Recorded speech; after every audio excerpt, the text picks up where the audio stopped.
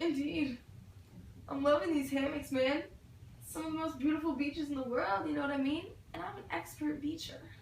I do, and is that your yacht over there? Yeah.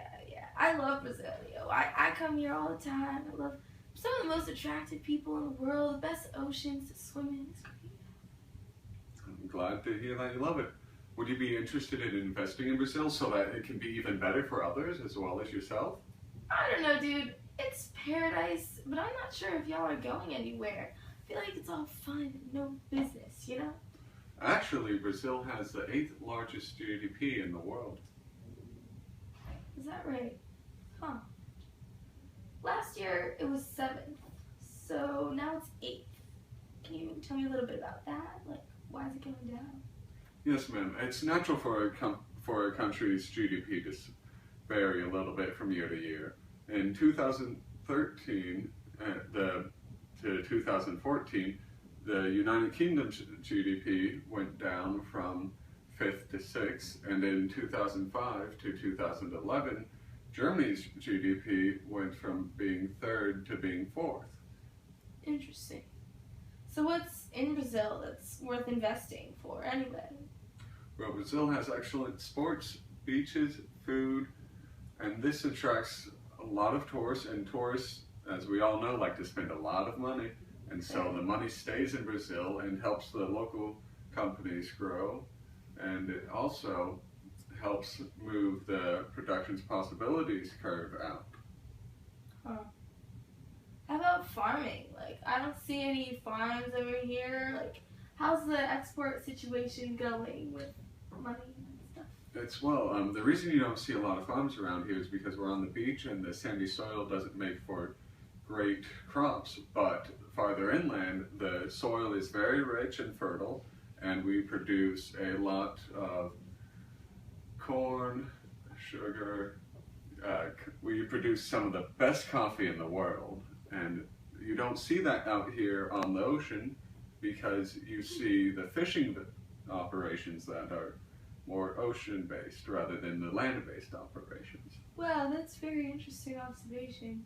You're right, I guess coffee beans don't grow in the ocean. That's a good point. Huh. Breaking news! Hello, people of Brazil. I am Dilma Rousseff. The leaders of Brazil understand the struggles that every citizen in Brazil is undergoing. You may think that we should be doing more for you. I'm here today to tell you that we are working as hard as we can to make the lives of every citizen in Brazil better.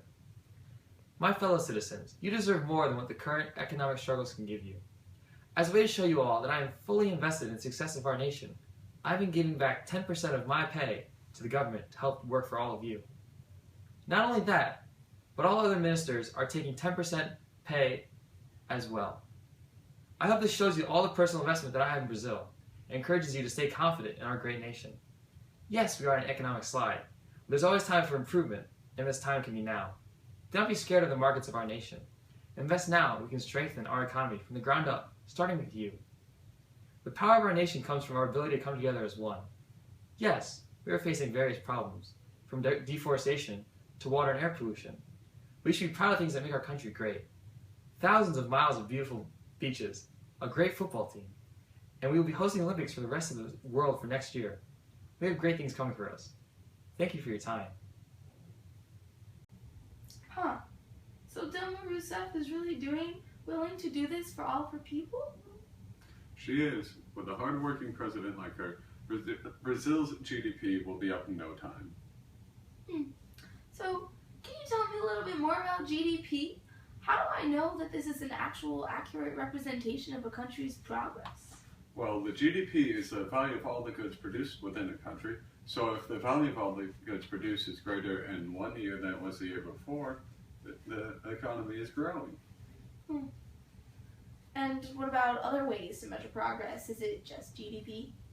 No, it's not only GDP. There are other ways. Some think that CPI is a better measure. What CPI is it's a measure of the change in the amount of dollars people need to spend in order to have a prosperous life. And there is bias in this because there are new goods that are produced and come up with, such as your ring and those sunglasses you have on right there, those weren't around 20, 30, maybe even 50 years ago. Or your cell phone, for example. That wasn't around before the 70s. Oh, so when they introduce new technology, then the CPI goes up because the price of a good increases because maybe there's better quality? That is one thing, or the good might not be included in the CPI. Yes, exactly. Okay. So since there's bias in CPI, is there an even better measure for a country's progress? Yes, the PCE, or Personal Consumption Expenditures Price Index. It is an average of the current prices of goods and services included in the consumption expenditure component of the GDP. To the same extent, it overcomes the sources of bias of GDP. Whoa. So after all of this, are you ready to buy or to invest in GDP or in Brazil? I would say so. Great, I have a wonderful ETF for you. What's an ETF? Well, an ETF is an exchange traded fund. It tracks prices of indexes, consumer goods, bonds, stocks, different things like that. And it goes up and down as the economy does. So great. What about Brazil's ETF? Stand by. It is doing, right now it's at a very low price because of the economy of Brazil not doing so well. But as we all know, the economic business cycle has both troughs and inclines. And so after the trough comes the incline. And hopefully we'll be getting back on the incline here soon. So you have a great opportunity to make a bunch of money. Great. So I'll invest in Brazil. And soon there will be an upturn and I can finally get rich. Thank you very much.